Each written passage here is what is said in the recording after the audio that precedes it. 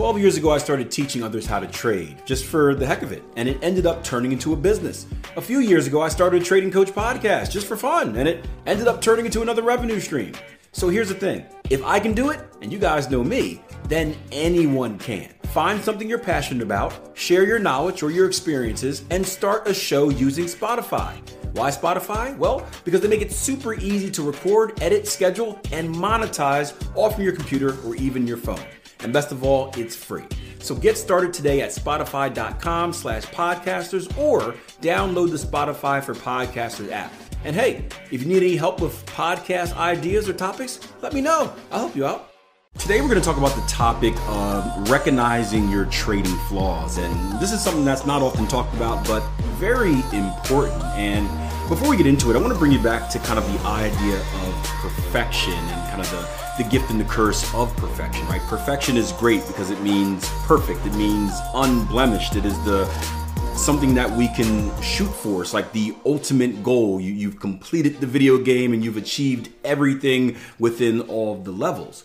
However, we also have to understand that as human beings, right, we are imperfect, right? Part of being human is being imperfect. So in a way, we are shooting to do something that is not actually obtainable. Now, I'm not one of those people that says, hey, don't shoot for it, don't have any goals because you'll never achieve them. No, I believe in shooting for big, dumb, stupid goals that, you may not achieve, but if you get close to them, you'll outperform a lot of what other people are doing. But at the same time, there has to be a little bit of us, a little person or a little bit of us inside of us that knows what reality is and kind of accepts it for what it is. And as human beings, that means accepting our flaws. We all have different flaws in our personal life.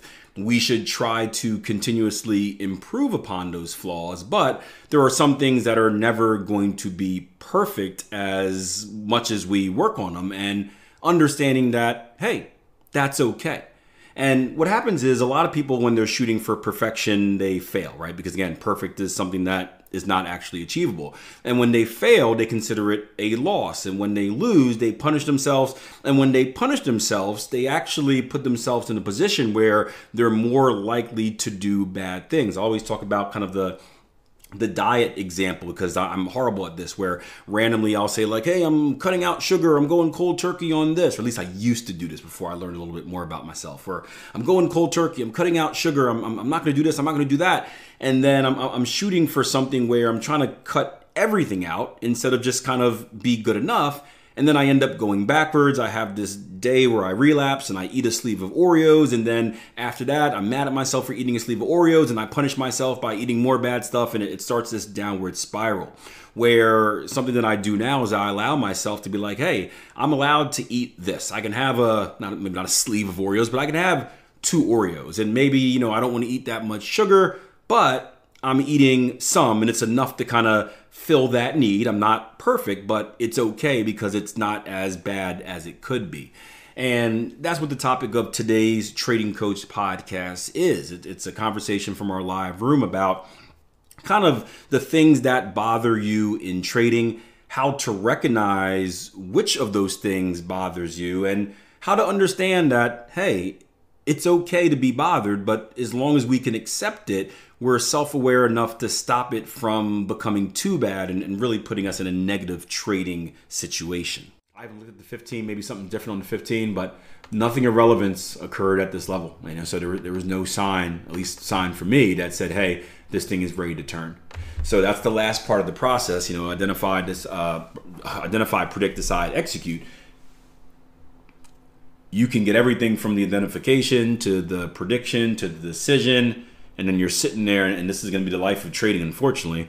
You're sitting there, you're waiting for it, like every box is checked, and you're just waiting for that last go. Come on, baby, come on, baby, come on, baby, come, baby, come, baby, come, and then you never get it.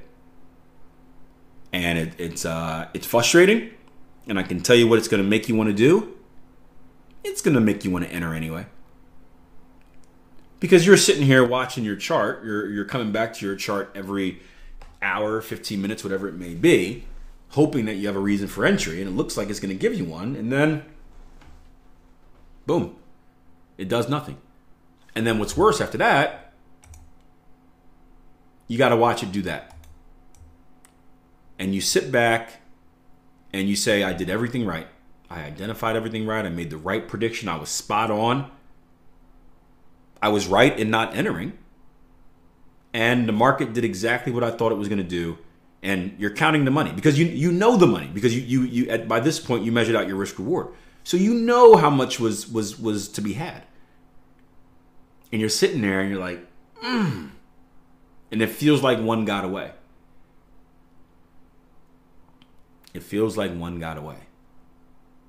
And that's the mental side of trading that is extremely difficult for people to deal with. I can tell you what, people, it's easy to win.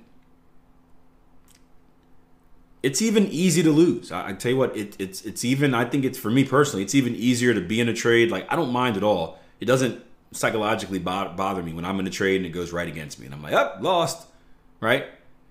What bothers me are missed opportunities, because part of me feels like you needed that, like you won't get it again. And I think that's because of how low the frequency in trading is for many people, where you know that good opportunities don't come too often.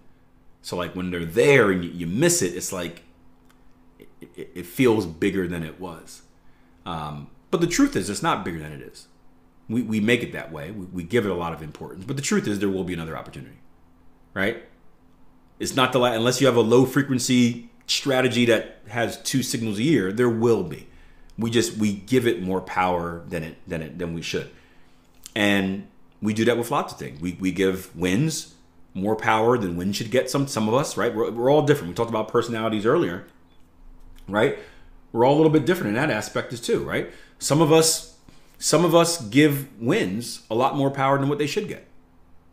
Whereas like, it's just a win, dude. And you're like, no, I'm the best trader ever. Overconfidence. Psh. Some people give losses a lot more power than they should. Whereas like, oh no, I'm the worst trader ever. I'll never be good. I suck. Where it's like, no, it was just a loss. Some people give missed opportunities more power than they should have.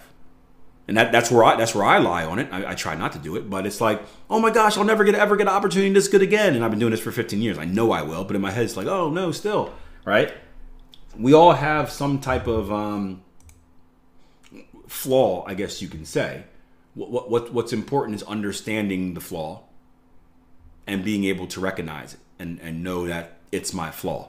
And it's okay to still have it, as long as you can recognize it. And I think that's something that's very helpful in trading. I think that's something very helpful in regular life as well, where you especially as you get older and you're not going to change as much as when you were a kid. You understand what your goods or your bad is, and you accept it. I tell the track and field athletes I coach all the time, I said, hey, I am not good with like congratulating you on stuff. Like, I am process based. I always think about the future. So by the time you do something good, I'm always thinking about how can we do it better. So you can run the race of your life and I'll probably be excited for like 2 seconds. But by the time you see me, I'll already be doing calculations on my head, like how can we get better? And I apologize for that. It's something that makes me good in other aspects of my life. I always tell them about trading. I'm like, it's something that makes me really, really good at trading, because as soon as a trading opportunity is done, I don't dwell over it. I move on to the next one, and I'm always anticipating what's next. But it kind of sucks because like sometimes you seem like an a-hole because like someone just did something life-changing and you should be like hugging them and celebrating and jumping up and down. And sometimes I'm like, well, you could have done this better. And it's like, that's just a flaw of mine, but I accept it. I know what it is. And when you accept it, it doesn't kind of eat at you as much. Hope you guys enjoyed the episode. I promise the outro isn't going to be as long as the intro. Just do me a favor, if you haven't done so already, leave me a rating and a review. And also like, follow, subscribe, whatever you need to do to support this podcast. We're trying to be the #1 ranked trading podcast out there. We're getting closer each and every year, right? We're top 7. Hopefully this year we're top 5, but I can't do it without your support. So rate, review, like, follow, share, subscribe, and I'll see you guys next episode.